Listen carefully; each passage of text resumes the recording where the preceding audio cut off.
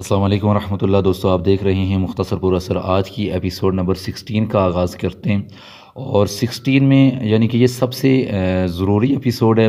और अगर इस एपिसोड को आप सीखते नहीं हैं तो याद रखिए कि आपको गुनाह बिल्कुल भी नहीं मिलेगा, क्योंकि ये कुरान हकीम के हुस्न के मुतालिक ये एपिसोड है। तो इसमें सबसे पहले हम सीखेंगे कि तख़फ़ीम किसे कहते हैं और उसके बाद तरकीक किसे कहते हैं। तख़फ़ीम कहते हैं जी हर्फ को मोटा पढ़ना, ठीक है। और उसके बाद तरकीक कहते हैं जी हर्फ को बारीक पढ़ना। अगर आप इसको मज़ीद आसान करें तो बस आपने इस चैप्टर में इतना याद रखना है कि कौन से हर्फ मोटे पढ़े जाएंगे और कौन से बारीक पढ़े जाएंगे। बेसिकली इस चैप्टर में सिर्फ अलिफ, लाम और रा के बारे में हम पढ़ेंगे कि ये कब मोटे होते हैं। फिर से बताता चलूँ कि अगर आप इस एपिसोड को नहीं सीखते हैं तो आपको गुनाह नहीं मिलेगा, लेकिन अगर सीख लें तो इससे कुरान पाक के हुस्न में मज़ीद इजाफा भी होता है। तो अलिफ का सबसे आसान तरीका ये है कि अलिफ ऑटोमेटिक मोटा हो जाता है। मिसाल देता हूँ आपको, बड़ी प्यारी मिसाल है जी।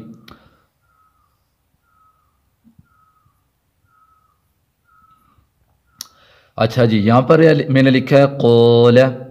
ज़बर के बाद अलिफ तो था, हम उसको लंबा करेंगे, फार्मूले में से है, लाम लंबा नहीं होगा। कौल, हमने कॉफ को मोटा किया, अलिफ ऑटोमेटिक लंबा हो गया, ठीक है। ये अलिफ का कायदा है, ठीक है। यानी कि ये अलिफ का रूल है कि अलिफ ऑटोमेटिक लंबा होता है। यानी कि अलिफ से पहले अलिफ से पहले जो भी हर्फ होगा तो वो अगर हम उसको मोटा पढ़ेंगे तो ख़ुद ब खुद मोटा हो जाएगा। मज़ीद आसान करूँ तो अलिफ से पहले अगर हुरूफ़ कोई मुस्तालिया आ जाए, मोटा हर्फ आ जाए, तो अलिफ ऑटोमेटिक मोटा हो जाता है। जिस तरह से एक और मिसाल दे दूँ,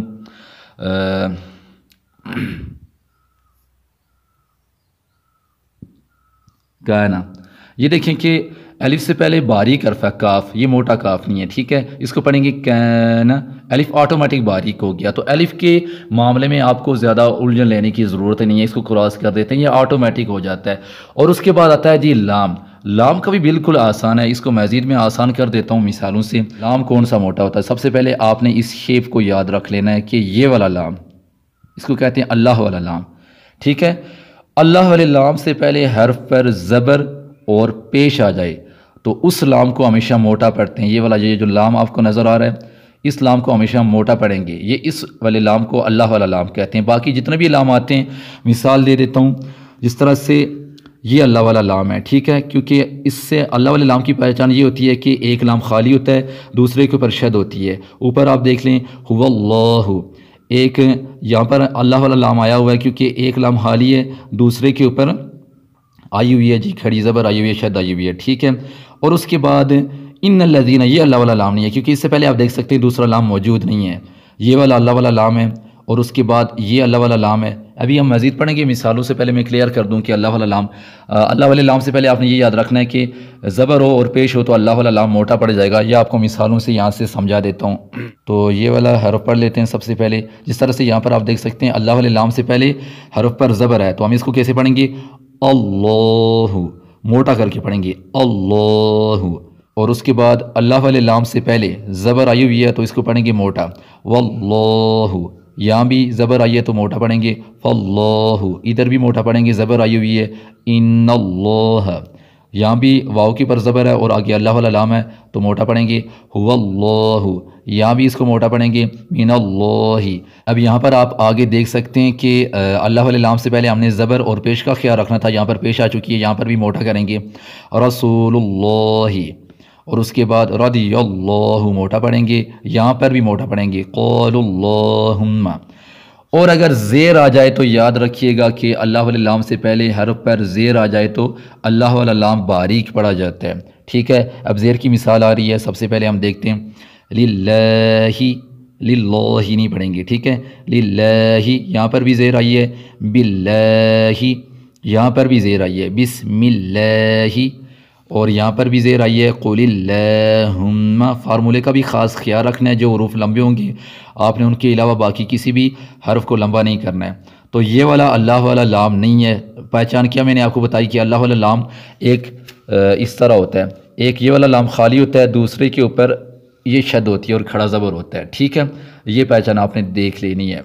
अब उसके बाद हम रा के बारे में पढ़ते हैं कि रा कब मोटा होता है और कब बारीक होता है। रा के बारे में आसान आपको समझा देता हूँ कि रा के ऊपर जो भी चीज़ आ जाए, जो भी चीज़ से मुराद ऊपर हमेशा ज़बर आती है, पेश आती है, दो ज़बर आती हैं और दो पेश आती हैं, और उसके अलावा खड़ा ज़बर आता है, उल्टा पेश आता है। ठीक है, ये चीज़ें रा के ऊपर आएंगी तो रा मोटा हो जाएगा। ये सारी चीज़ें, इसको मैं अगर दोबारा से हाईलाइट कर लूँ तो ये आप गौर से देख लें कि ये चीज़ें रा के ऊपर आएंगी तो रा मोटा होगा। ठीक है, और दूसरी चीज़ भी आपने याद रखनी है, रा साकिन से पहले हरफ पर, किसी भी हरफ पर पेश आ जाए और उसके बाद ज़बर आ जाए तो रा को हम मोटा पढ़ेंगे। ठीक है, और उसके बाद ये हो गया। तो अब इसको मिसालों के साथ पढ़ने की कोशिश करते हैं।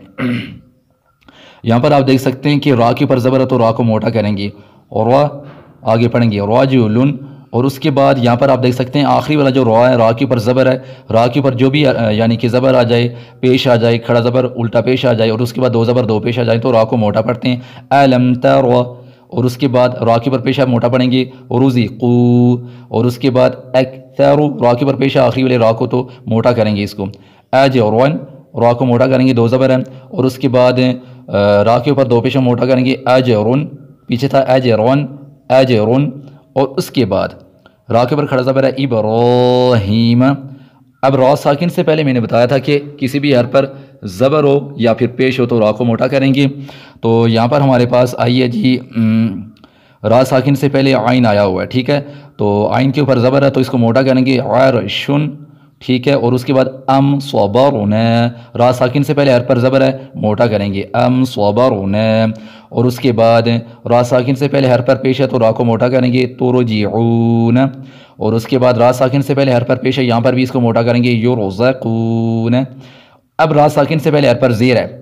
ठीक है, तो रा साकिन से पहले जिस तरह से अल्लाह वाला लाम का हमने पढ़ा था कि ज़ेर होगी तो हम बारीक पढ़ेंगे, उधर भी ज़ेर थी, यहाँ पर भी ज़ेर है। ठीक है, दोनों में आपने ये याद रखनी है कि ज़ेर आएगी तो बारीक पढ़ेंगे और बाकी कोई भी चीज़ आएगी तो मोटा पढ़ेंगे। ठीक है, यहाँ पर रा साकिन, अगर रा के नीचे ज़ेर हो और उसके अलावा खड़ी ज़ेर हो और उसके अलावा रा साकिन से पहले हर पर ज़ेर हो, ठीक है, तो ये होगा कि हर्फ को बारीक पढ़ेंगे, रा को बारीक पढ़ेंगे। ठीक है, इरजी, इरजिऊ, इरजिई, इरकऊ, ये सारे बारीक वाली मिसालें। रा साकिन से पहले ज़ेर है रब्बिरहमहुमा, लेकिन यहाँ पर एक रा ये है और दूसरा रा ये है। पहला वाला रा मोटा होगा क्योंकि ज़बर है और आगे वाला जो रा है वो बारीक होगा क्योंकि उससे पहले हर पर ज़ेर है। और रब्बिरहमहुमा। तो इस तरह से ये हमारा आज का जो चैप्टर था, सबक नंबर 16 यानी कि एपिसोड नंबर 16 हमारी कंप्लीट हुई, जिसमें हमने पढ़ा कि हर्फ को मोटा कब पढ़ते हैं यानी कि तख़फ़ीम, और हर्फ को बारीक कब पढ़ते हैं तरकीक। ये दो चीज़ें हमने सीखी। अगर हम इस एपिसोड को नहीं सीखेंगे तो इसमें कोई भी गुनाह का पहलू मौजूद नहीं है। हमारा कुरान हकीम फिर भी दुरुस्ती रहेगा, लेकिन बेहतर है कि सीख लें, थोड़ा सा सबक है। अगर हम सारी एपिसोड सीख लेंगे तो कुरान हकीम पढ़ना मज़ीद आसान हो जाएगा। तब तक के लिए दुआ में याद रखिएगा। मिलते हैं नेक्स्ट एपिसोड में। अल्लाह हाफिज़।